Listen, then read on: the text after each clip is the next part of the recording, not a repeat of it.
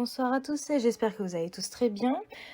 Aujourd'hui, on va se retrouver pour une vidéo, je pense qu'elle sera assez courte parce que c'est une mythologie que j'ai trouvée récemment et je trouve qu'il n'y a pas beaucoup d'informations dessus. Elle est vraiment, très peu connue, mais je trouve qu'elle mérite d'être quand même racontée et on va voir, un petit peu comment ça va se dérouler, mais je pense qu'elle ne sera pas très longue, mais au moins ça permettra qu'elle soit un tout petit peu plus connue, parce que franchement, de ce que j'ai pu lire, c'est quand même assez intéressant d'en parler.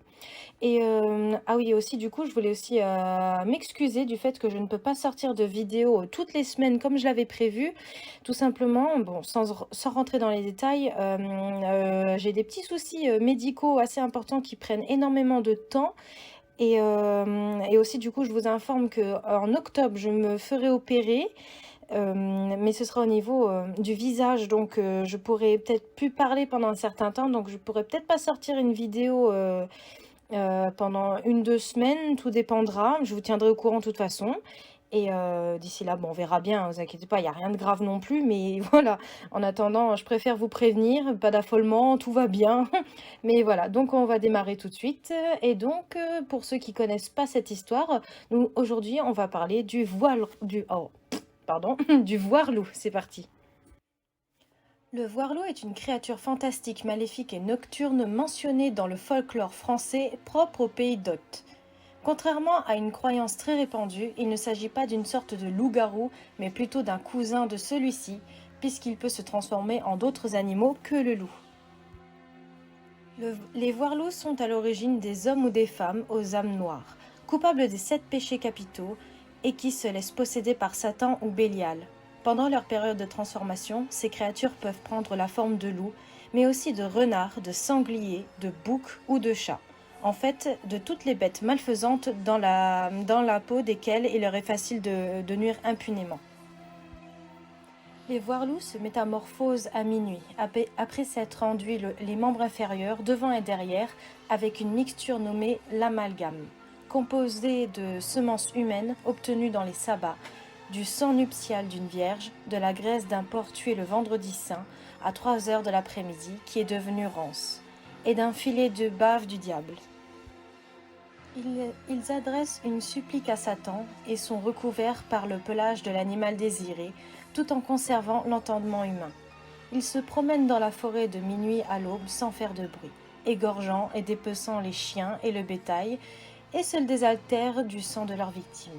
Les voire-loups sont généralement solitaires, mais ils savent se retrouver pour s'associer avec leur pouvoir maléfique. La vue du sang les affole et ils ne savent se calmer qu'en versant le sang à leur tour. Les voire-loups sont souvent invulnérables. Ce sont des adversaires très dangereux pour l'être humain auquel ils s'attaquent. Toutefois, ils ne les tuent pas, mais leur sucent parfois le sang comme des vampires. Il est impossible de tuer les voire-loups. En revanche, lorsqu'on les blesse, même s'ils sont insensibles à la douleur et guérissent très vite, ils conservent en revanche toujours les cicatrices. Les yeux du voire-loup peuvent allumer la paille ou le fourrage à distance. Plusieurs témoignages rapportent des feux nocturnes aux environs de Marais-en-Aude ou de Barcenay-en-Aude. Chaque fois, une silhouette furtive et inquiétante, mi-bête, mi-homme, se dessinait sur la crête. Les voire-loups sont de plus nyctalopes et redoutent les premières lueurs du jour car le soleil se lève et que le coq se met à chanter. Leur peau animale éclate et ils reprennent leur forme humaine. Les voire-loups passent leur journée à épier les mortels pour vérifier qu'on ne dit ni n'écrit rien sur eux. Ceux qui se risquent à les décrire sous leur forme animale en font connaissance à la nuit tombée. On les piège difficilement, ils n'ont pas la faculté de jeter des sorts, mais les voire-loups sont par nature poussés à accomplir le plus de mal possible au nom de Satan.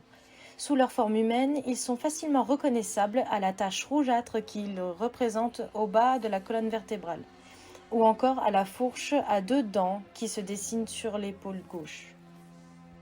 Voilà, c'est maintenant terminé. J'espère que cette petite histoire vous aura plu. Pour ma part, je trouve ça vachement intéressant de voir qu'il n'y a pas forcément que des loups-garous. Il y a aussi donc les voire-loups, je les trouve vachement fascinants. N'hésitez pas à me dire en commentaire ce que vous en avez pensé. Moi, personnellement, j'ai vraiment adoré. Même s'il y a très peu d'informations sur eux, je trouve ça assez sympa. Et j'espère qu'on se retrouvera pour une prochaine vidéo. D'ici là, portez-vous bien et faites pas trop de cauchemars.